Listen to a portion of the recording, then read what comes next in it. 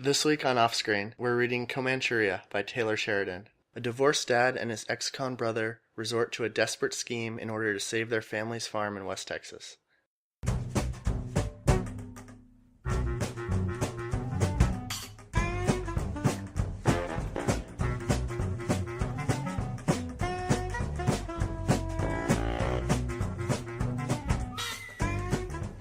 So Taylor Sheridan is probably most famous for his role on Sons of Anarchy. Oh, I thought you were going to say Veronica Mars. No, he was only in 5 episodes of Veronica Mars. Steven is a big fan of Veronica Mars.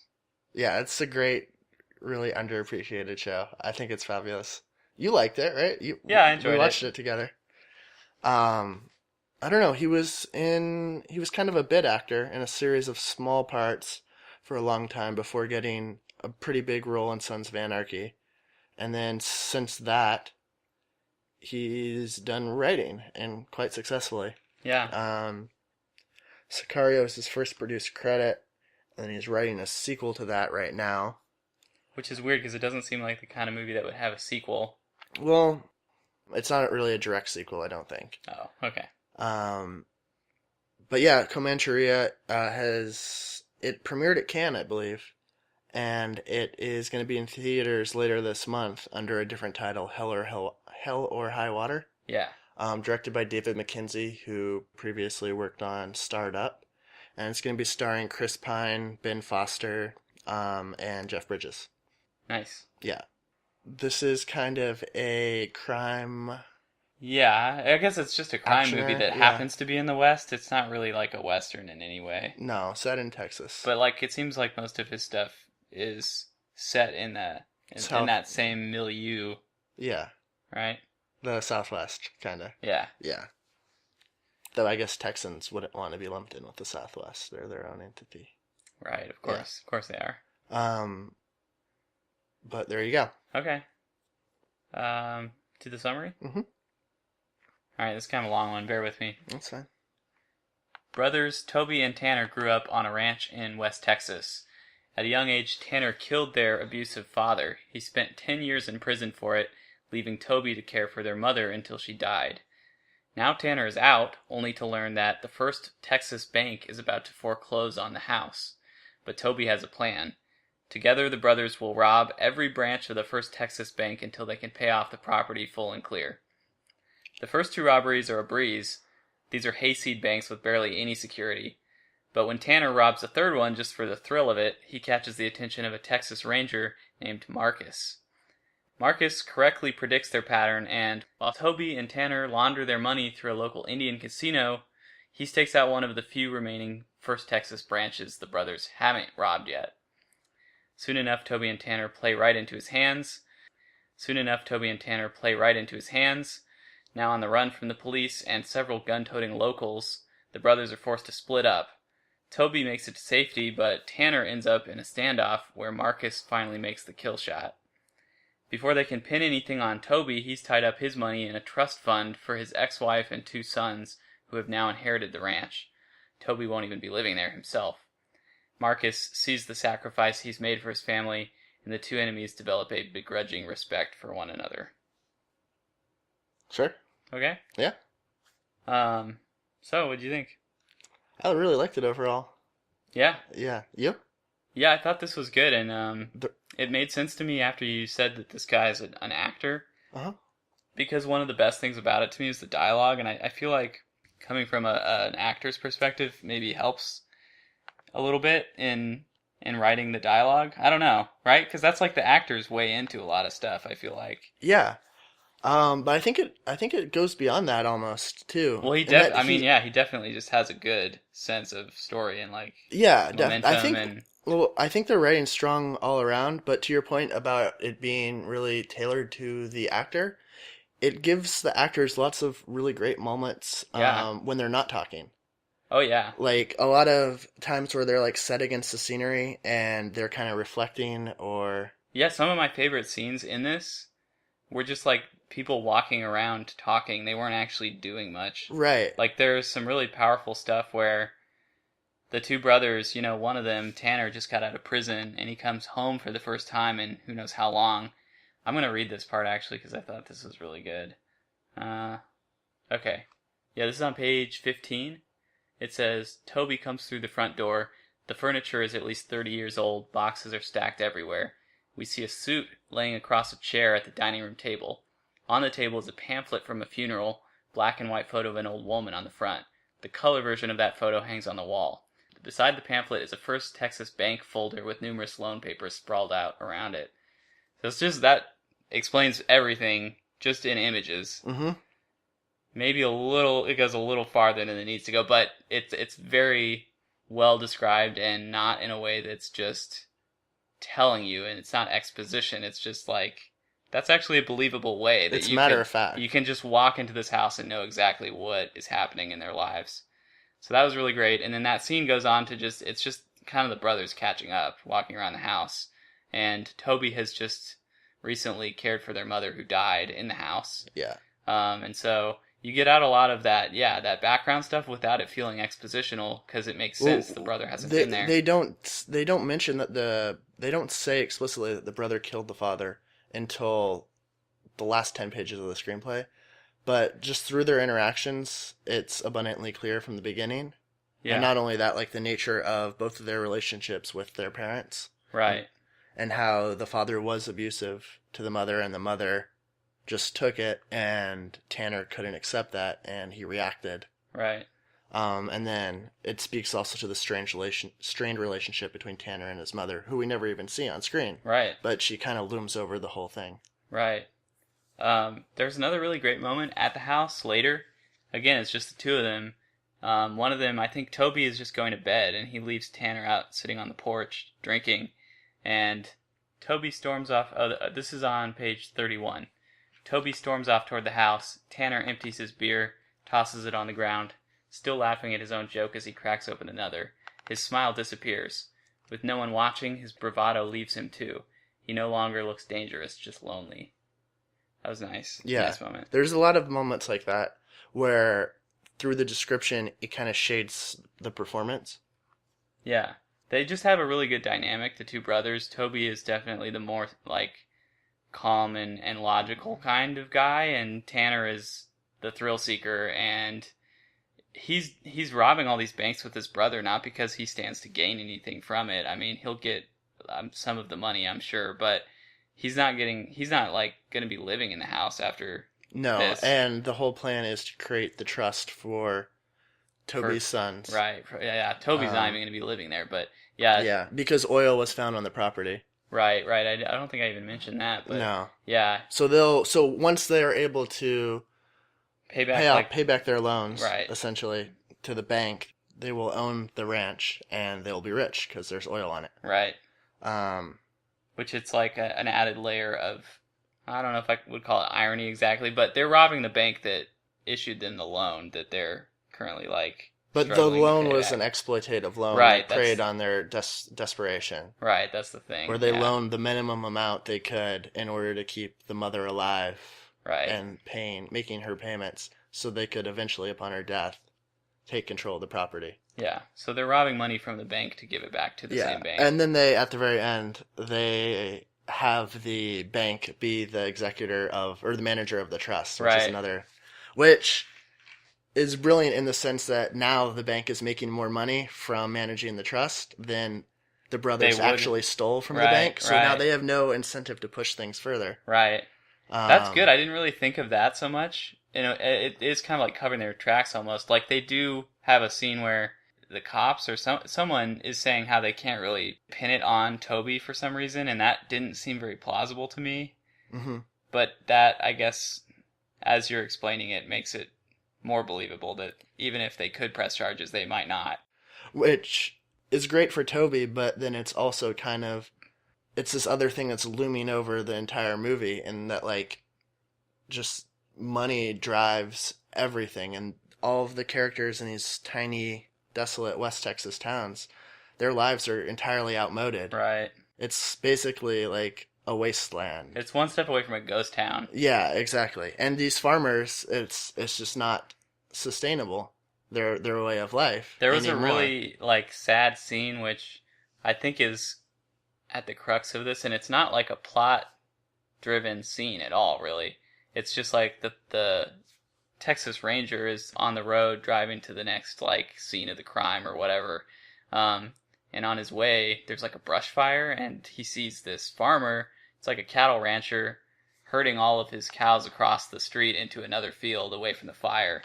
And the guy is telling the cop, like, man, this job is a joke. I don't blame my kids for not wanting to do this anymore. Mm-hmm. It's really sad. It's like, yeah, he can't even pass on his way of life to his kids. Yeah. And even for Toby's kids, they're going to be affluent now because of the oil. But if they were to stay in that town, there'd be absolutely nothing for them to do. Yeah. They're leasing the land, like the drilling rights, to Chevron, to this huge corporation. And they're paying them like $50,000 a week to do it. Yeah. So like if they wanted to carry on their father's way of life as a farmer, like they couldn't. And I know that's even more sad because like right, he's trying to like help his children live a life that's not like terrible, but in doing so, they're also going to have a life that's nothing, that won't even resemble his life. no, Like there's just a crushing inevitability to all of it. Yeah. And if they weren't so fortunate to have oil on their land, they would have nothing. Yeah. Yeah, there's just this kind of like mournful sense of loss that's experienced both by the brothers and by presumably Jeff Bridges' character, the sheriff, who's nearing retirement, and this is his last kind of last hunt. Last hunt. chase. Yeah. There was a great part with him too, where he's like staking out this bank that he thinks they're gonna rob next. Yeah. And his partner, another one of the Rangers, is noticing he's just really taking his time about this, and he's like, I see what you're doing. You're just trying to prolong this because this is your last real bit of adventure, and you want it to last as long as possible. He's really not in a hurry to catch them, which adds a whole other layer of complexity to it. I feel like we could just sit around and muse on this script all night, and we could also just read different quotes from this all night. There's so much great description in this screenplay that just adds meaning apart from the dialogue. Yeah. But he achieves it too through kind of the sequencing of scenes. How do you mean?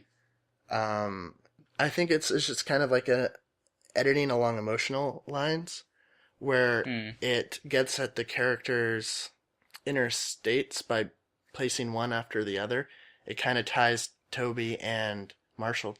Okay, yeah. Is that his name, Marshall? So I don't Marcus together? Yeah, I don't know if this is what you're talking about, but there is that scene where the Marcus, the Texas Ranger, and his partner are staying in a motel, and nearby, Toby and Tanner are staying at this casino where they've just laundered their money and won even more money. And Marcus, the Texas Ranger, kind of like wanders outside late at night just to get some air. Mm-hmm. And then Toby ends up doing the same thing because his brother is like having sex with some prostitute in their room. Yeah. And actually, it's a hotel clerk. Oh, she works at the hotel. I forgot. Yeah. There was also a prostitute earlier, but yeah. I guess she wasn't. The prostitute was rebuffed. Yeah. But yeah, so there's kind of a parallel there of both of these guys wandering outside to kind of like reflect on things. Right. Oh, I was also going to mention just the shortage of female characters in this, though. That's sure. If I had to dig at one thing about it, that would probably be it. Yeah. The only like female characters here, there's like the female clerk at the casino who ends up sleeping with Tanner. There's the frightened young clerk at the bank.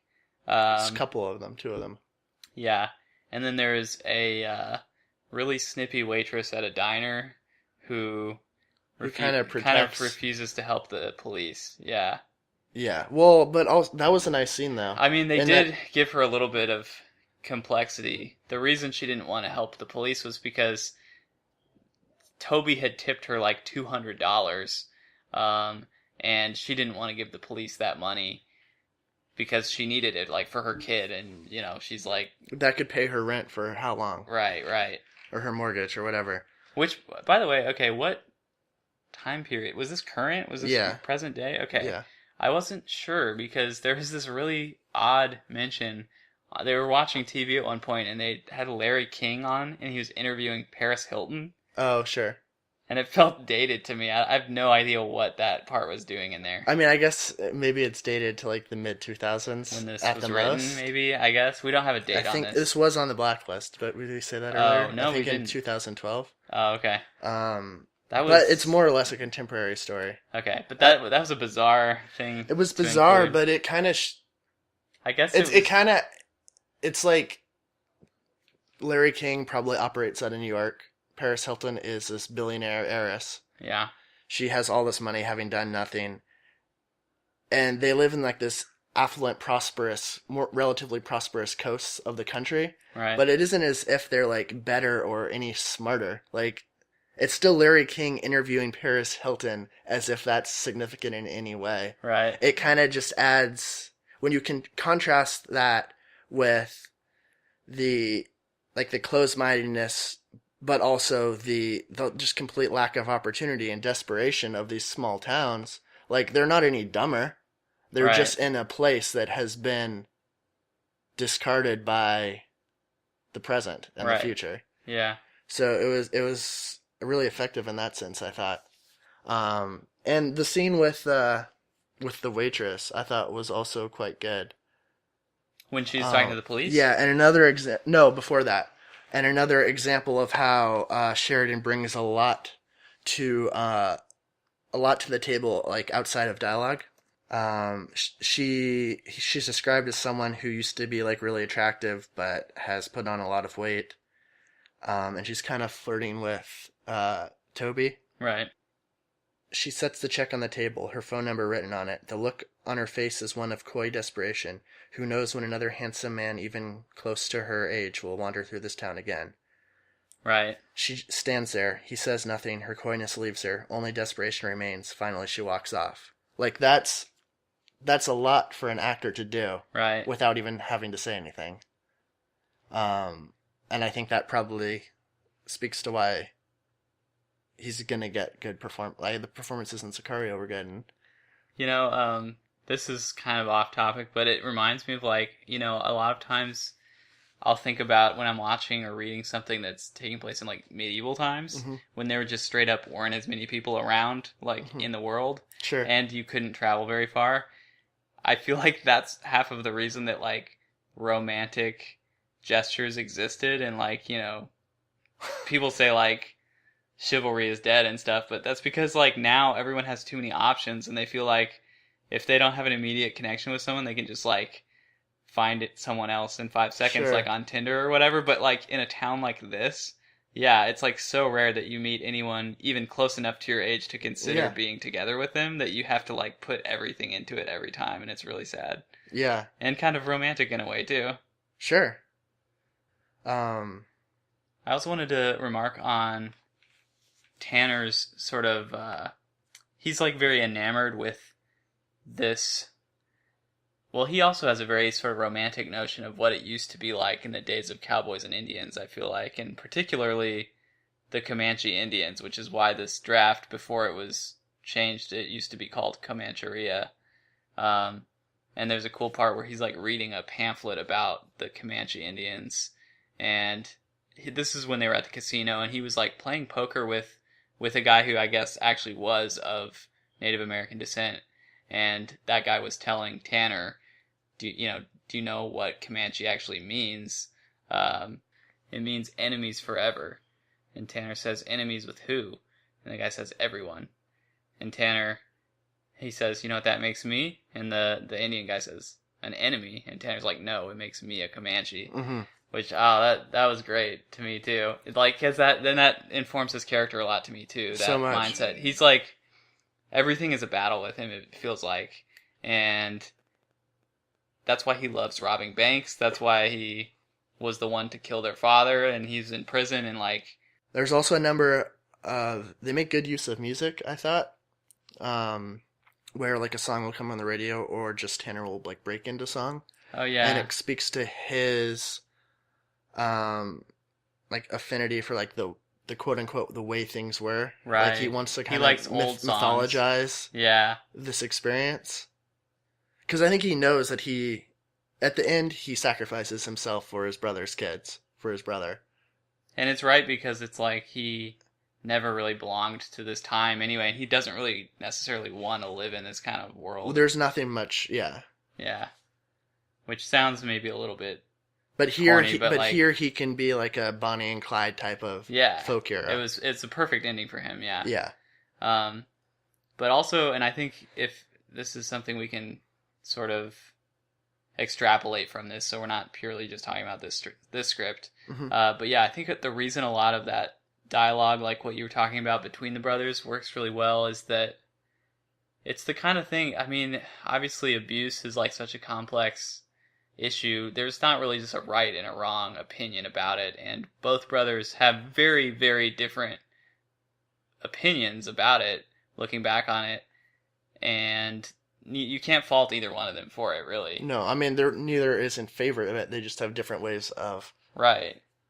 Just in the same way that, like, they're robbing banks, but the banks robbed them first in a way, that's their argument. That's why they're doing it. And so it seems like, yeah, by the books, that's wrong that they're robbing these banks. But the banks are also profiting off of a situation that they can't... They've created a situation where they can't lose and where everyone else is kind of slave to them. Right. So, resistance in that respect. Yeah. So, if it's illegal, then... Yeah, my point, I guess, is just... It's always better when your script, if it's not too reductive and it's just, this guy's this guy's the good guy, this guy's the bad guy. Everyone should have a little bit of both. Well, yeah, it's generally better to paint in shades of gray than in black and white. Yeah, definitely. I mean, not in all cases, I guess. We should never say anything absolutely, but... No, but it definitely adds... Like if you're writing Shrek or something, maybe there's less room for that subtlety, but... Sure. Not throwing any shade at Shrek. I love Shrek. Also, their plan's pretty clever. How they were only going to rob Texas First banks. I guess on the one hand, because that's the bank that screwed them over, but also they have branches only within the state of Texas, which means that it is an interstate crime, which means that it stays on the state level and like the FBI doesn't get involved. Right. That was clever. Though that seems to be more incidental than anything else, I guess. Yeah. Can I just read a few more random lines that Sure. I liked? I liked this part. There's sort of a recurring thing where Toby is always telling his brother, because his brother gets really super excited every time they're robbing a bank. His brother's like, this isn't supposed to be fun. We're doing this because, we're trying to save the ranch and give my family a place to live. And his brother is talking about, Tanner is talking about how he doesn't care. He's just in it for the fun. He doesn't even care if they get away with it. In fact, he kind of doesn't think that they are going to get away with it.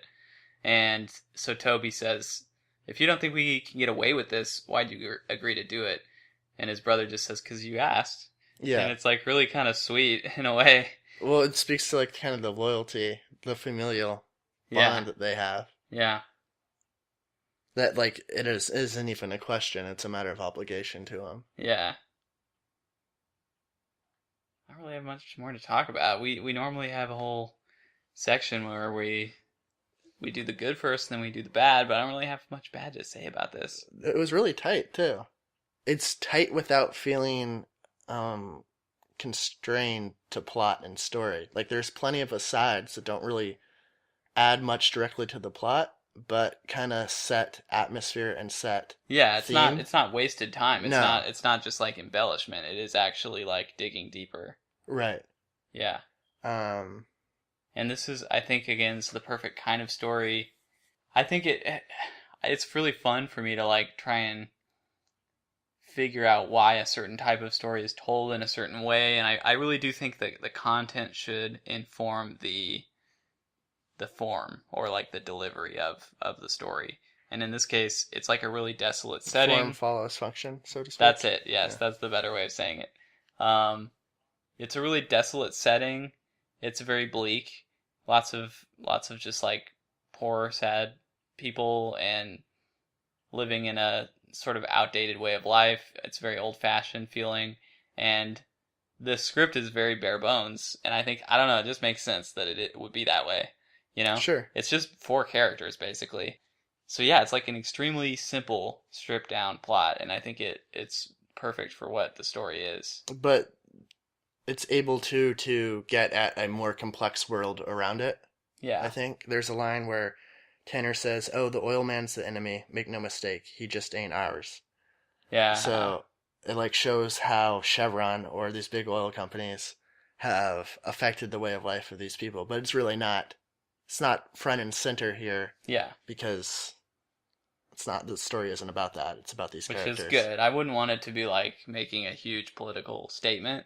That's I It does, but Yeah, subtly. but it does by way of example, which is what I think a script. That's the whole point of storytelling to me is like you're not just saying exactly what your point is because sometimes it's too complex for that. It's just like, okay, well, I can't tell you my point, but like here, this is an example. This is a real way Or that this could happen to someone. and also to by showing it, you're saying it in a way that goes beyond just like the mere words of describing it. Yeah. You make it more powerful through If you that can make illustration. if you can make someone believe the reality of this story, then they have to kind of agree with your point in a way. Yeah.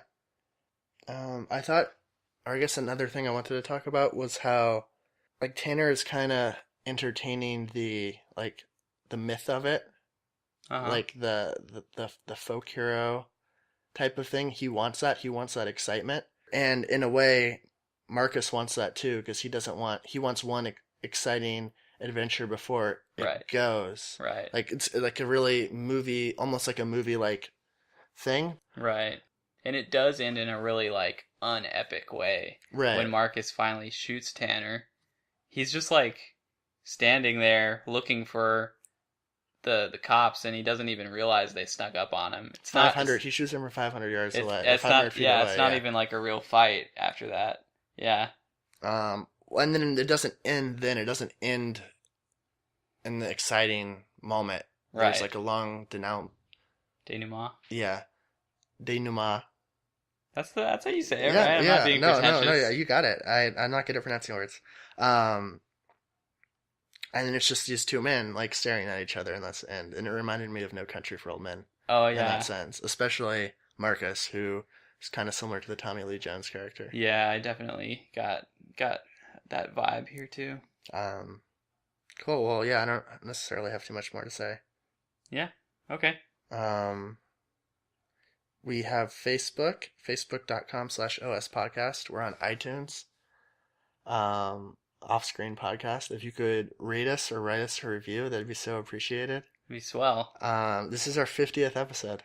Yeah. That's pretty exciting. I was avoiding saying anything. I mean, 50 isn't like as big and cool a number as 100, but I feel like that's such a cliche thing of Yeah. podcasts now. It seems like all the podcasts I listen to, they're obligated to say something at each landmark episode, like, can you believe we made it this long, and all that crap. Well, you But, kind of just ruined it for us now, because I was just going to do that. well, see, I'm like, this in the script, you were saying you're trying to like mythologize Tanner, all you're of this. Toby. Yeah, and I'm trying to bring you back to the Right. ground. It's only 50. We're on Stitcher, we're on YouTube, we're on Twitter. You can email us at info@ospodcast.com and check out our lovely website designed by Daniel, ospodcast.com. Doesn't look good on all browsers though, Well, which one does it look or good on? mobile really.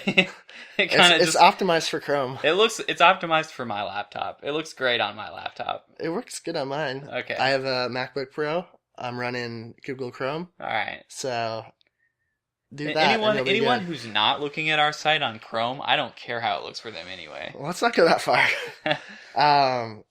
Yeah, and this is in theaters, I think, next week. So Yeah, very soon. you want to see it? Yeah, we should. Okay, cool. Jeff Bridges, I mean, the dude is in it. Yeah.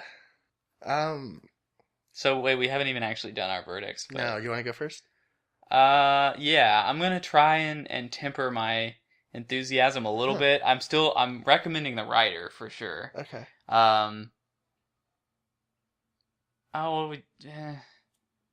Okay, I'll recommend the script too. Nice. Yeah, Yeah, me too. I have I'm going to to. recommend both. I have to. Is this the first? Second, Okay. Joy. Joy, yeah. Yeah. So only 2 scripts that across the board we've recommended. 4 recommends, 2 from each of us. Yeah. So that's pretty cool. You should see Sicario. Yeah, I probably should. Okay, next week we're reading a script called Hidden by Matt Duffer and Ross Duffer. A family takes refuge in a fallout shelter to avoid a dangerous outbreak.